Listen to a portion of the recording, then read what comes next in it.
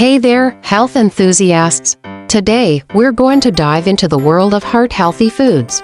Did you know that incorporating certain foods into your diet can significantly improve your heart health? First up, let's talk about the mighty berries. Berries are packed with antioxidants, which can help reduce inflammation and lower your risk of heart disease. So, go ahead and stock up on strawberries, blueberries, and raspberries.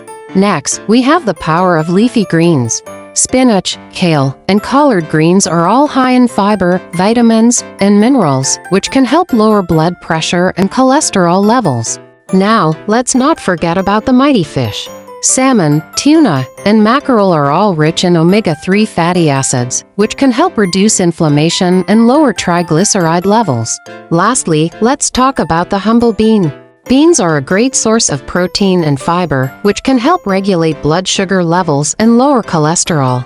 So there you have it, folks. Incorporating these heart-healthy foods into your diet can make a world of difference. Remember, a healthy heart starts with a balanced diet. Thanks for tuning in, and don't forget to follow and subscribe for more health tips.